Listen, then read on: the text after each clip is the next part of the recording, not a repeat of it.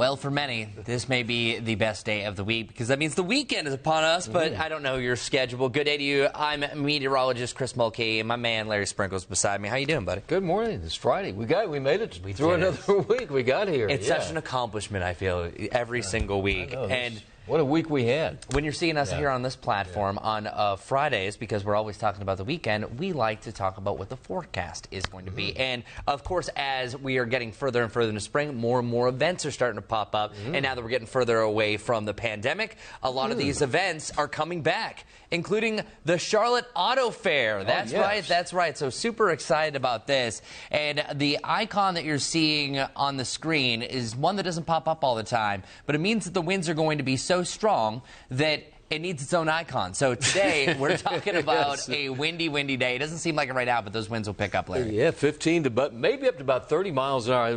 Really the middle of the afternoon, right through the evening. So just be aware of that. But it'll be a pretty decent day, 64 degrees, not expecting any storms. At the Auto Fair, Charlotte Motor Speedway, they're back finally after 2 years of no one coming to the Auto Fair. So this will be a great weekend. It'll be a little bit cooler tomorrow.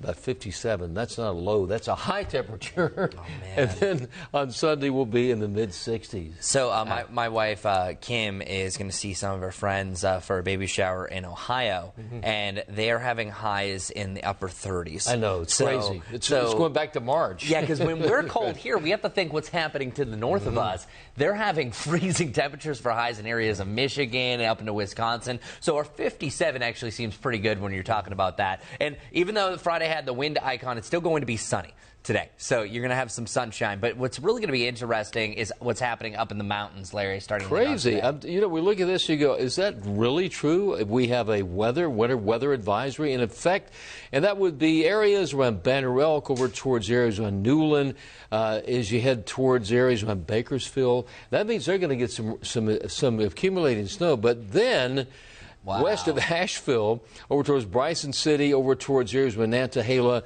that's maybe up to 4 inches of snow. It's crazy because that really is a winter weather situation. Yeah, and it's all about elevation. So the further you go up, I think it's really just going to be a dusting kind of on the grass is what you expect for Jefferson, Boone, Blowing Rock. And then once you go a little bit higher up, Banner Elk, look at the numbers that are next to each location. 3,700 feet, 4,100 feet. Now you're talking about over an inch. But where Larry was pointing out, those mountaintops further off towards the west, going to be even higher than what you're seeing there for our local mountains. 2 to 3 inches still on Sugar Beech, Grandfather Mountain. But a lot of this is going to melt away pretty quickly because we're warming up in a hurry after that. Yeah, definitely going to do that. So we're talking about a warm up. But then for the weekend, here we go. Locally, that 37 is tomorrow morning. Frosty weather over the weekend, especially Sunday morning. I'll tell you what, some people will be cranking the heat back on this coming weekend. We don't blame you. And by the way, for frost, going quick through the formation, this is important for this time of year because you might have bought that tempting plant that was outside of your favorite home improvement store. We have guilty, but you want to make sure to even just bring it up underneath the porch as long as it's covered because frost needs an open sky to form. That's why you typically see it on an open field, very frosty there, or you can put a piece of newspaper over there. We're just around the frost criteria. You don't need to necessarily be at freezing, but especially Sunday morning is where you have that chance. But I want to go back to the snow, Larry, to talk about it.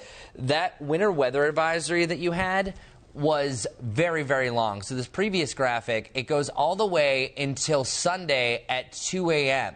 So this is pretty much just flurries for about a day and a half.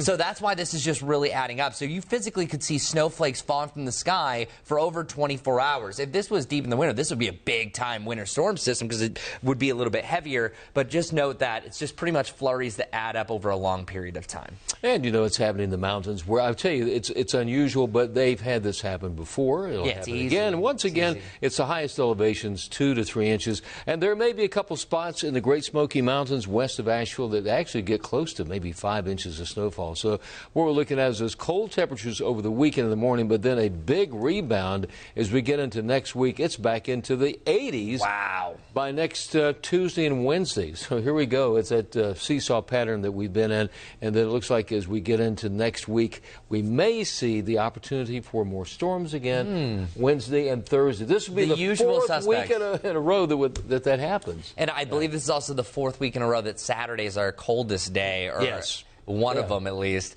because that cold front sometimes takes a few days to get going, and that's exactly, I think, what's going to happen. But this is April. This is why we have severe weather. It's the temperature swings, because Mother Nature doesn't like to be imbalanced. And whenever you have the big swing of the cold to the warm and vice versa, that's what sparks up severe weather. So another scenario going forward. But one thing about this is each swing that we have, it'll get warmer and warmer. Eventually, we're not going to see the 50s. There'll be less and less 60s. I think more than likely this may be the last weekend that we see these really colder temperatures. Not that it hasn't happened in the past, but certainly a cold weekend. But warmer weather next week. Some of the computer models indicating that maybe those storms will stay west of here. But a lot of things can happen between now and the middle of next week. And that's why we're here. Yeah, that's Keep right. you updated. Yeah. And we're also here to say, have a great weekend. It's going to be not too bad. See you Monday morning, dark and early, starting at 4:30.